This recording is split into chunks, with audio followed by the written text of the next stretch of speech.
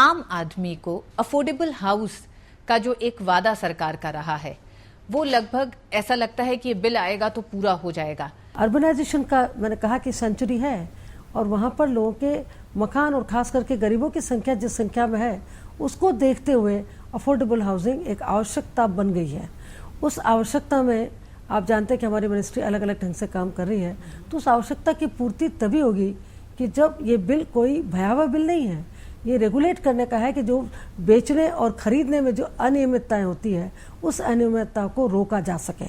जहाँ पर प्रमोटर्स और कंस्ट्रक्टर्स हैं उनके लिए भी प्रावधान है। अब क्यों इस रियल एस्टेट बिल को लाने की जरूरत महसूस हुई? इसमें तो ट्रांसपेरेंसी की बहुत बड़ी कमी थी और दूसरा बात है कि रजिस्ट्रेशन अब तक न होने से तो जो कोई भी आता था वो रियल एस्टेट में हो गया और बिना उसको देखे हुए लोगों ने खरीद भी लिए तो उनके साथ अन्याय हो जाता था।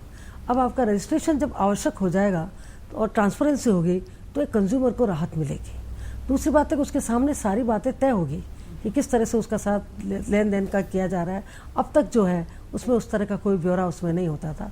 डेवलपर्स की भी एक चेन होती है जिसके तहत रियल एस्टेट में काम होता है और उस चेन में जो बीच के लोग होते हैं वो भी आज की तारीख में इतने मजबूत हैं कि वो अपने आप में एक डेवलपर है, उसके पास इतनी प्रॉपर्टी है कि वो उसको आउटलेट करता है।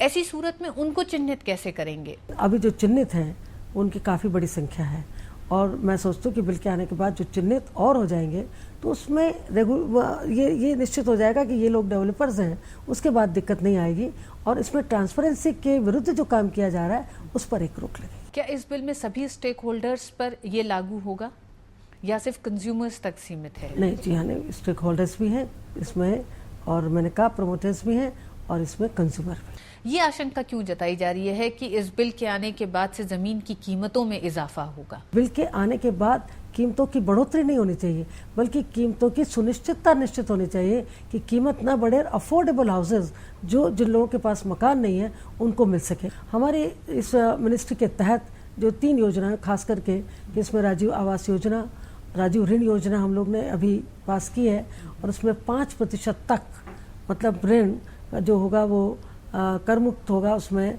जो उस पर लगेगा ब्याज उसको 5% तक की उसकी रिलीफ होगी और 5 लाख तक का ब्याज है ऋण मिलेगा। उसको एक बहुत बड़ी राहत के रूप में देखा जा रहा है। क्या इस बिल में ये प्रावधान है कि उनके लिए फास्ट ट्रैक कोर्ट्स बनेंगी? क्योंकि बहुत से ऐसे तमाम इस तरह के केसेस आए हैं जिसमें एक लंबे समय से केस कोर्ट में पड़ा हुआ है। अपीलेट अथॉरिटी एक तरह से उस कोर्ट का काम करके जहां अपील भी वो कर सकते हैं और जहां पर अथॉरिटी के तहत उसको अपने प्रोटेक्शन भी कर सकते हैं। डॉक्टर व्यास, दूरदर्शन न्यूज से बात करने के लिए बहुत बहुत शुक्रिया।